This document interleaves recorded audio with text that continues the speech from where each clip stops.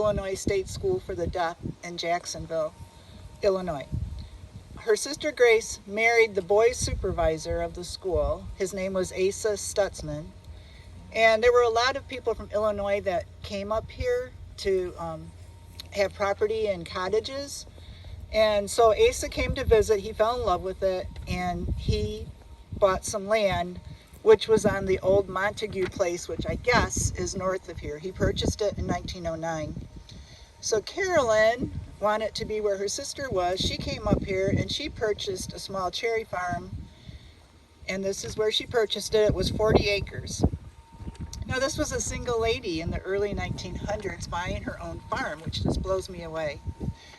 Hired hands were required to run the farm in her absence. They were here all year round, but in the summer months she came up here, but she didn't stay here. She stayed in different locations.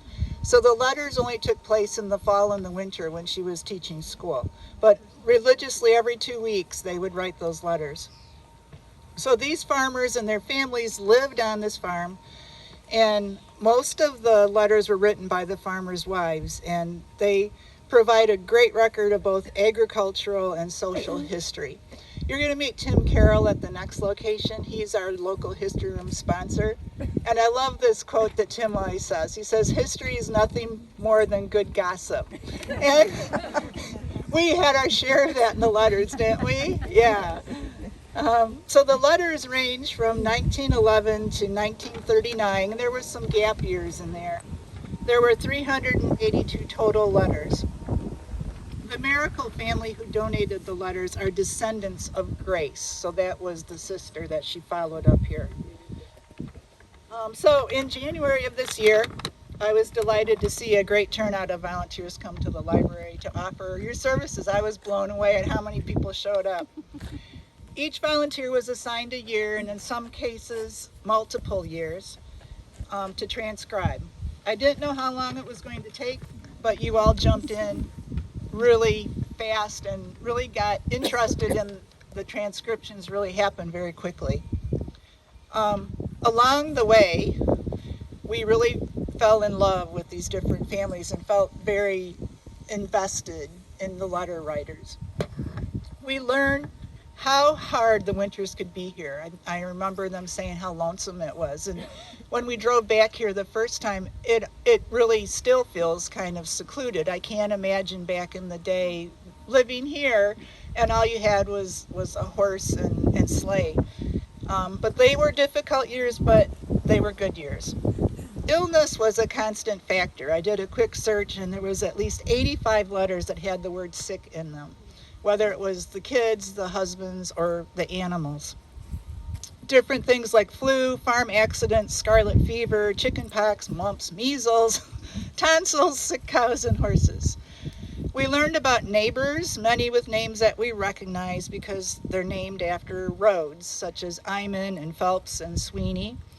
And then some other familiar names such as Lardy and Cropa and Dome. And Barb Wunsch was a Dome, that's her maiden name. So she was really thrilled. We did a search on Dome, and she got to read things that people said about her mother that was all very complimentary, and it really touched her. And we couldn't have done that if you hadn't transcribed it. We wouldn't have been able to do those keyword searches. We felt the suffering of funerals and the joy of births and marriages. We rooted for Dick and Belle the horse, and Surprise and Daisy the cows as they dealt with sickness and births. We learned new words such as pippins, which is a crisp tart apple, and middlings, which was a kind of bran that they fed the cows. I mean, I loved it. You guys would go, "What's a middling?" It's like, I don't know, let's look it up. And of course, as any farmer knows, we live through the ups and the downs of the weather and its impact on the crops. Okay, I'm almost done, I promise.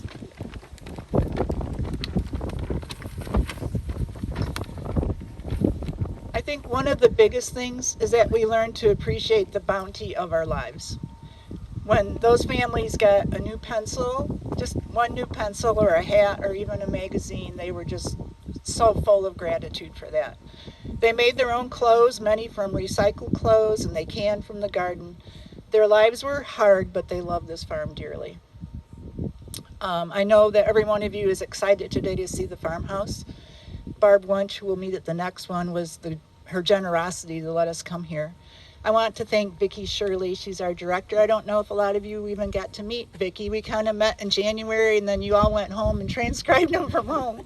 But Vicki was the one that said yes to taking the letter. She said yes when I had this crazy idea of recruiting volunteers, and she pretty much says yes all the time. She said yes, I could do this reception, so she's a great boss to have. William Rockwood, he couldn't be with us here today because he's vacationing in Europe. He thought that was more fun. I don't know. But he was wonderful to work with. He copied and pasted every transcription, and he didn't complain once about all these interruptions that these letters were doing to his normal workflow. And Scott Morey is here, and that is his boss. And when I ask him for help, he always says yes. And when I scanned all these letters and then they had to be uploaded to the database, I about fainted because I thought I have to do 382 individual letters. And Scott said, no, we know how to batch load them. And I couldn't have been more grateful. So thank you, Scott. It was great. And then, of course, to you, the volunteers, you have preserved these letters for future generations, ensuring that they can be read because they don't teach cursive anymore. And most importantly, they can be searched. Now that you have it in text, they're searchable, and I could do things like look up dome and look up sickness, and it's just wonderful. It's going to be an invaluable thing for future generations. So thank you all for saying yes. Jane Bursaw is right here, and if you don't know Jane, she does the online Gazette, and she always says yes when we need a photographer. So she's going to be our photographer, and we're going to gather in front of the house. I'm going to depend on Jane to arrange us, and then immediately after that, we will proceed down the road to the reception. So whether you want to walk it, it's probably not even a quarter mile, or move your car, you can do that. And Vicki, did you want to say anything before we do that? I just want to thank you all. This was very much Mary's project. She's done a phenomenal job as our local history librarian. In case you don't know, she started out in the car industry as an engineer and a librarian, but this is definitely her forte.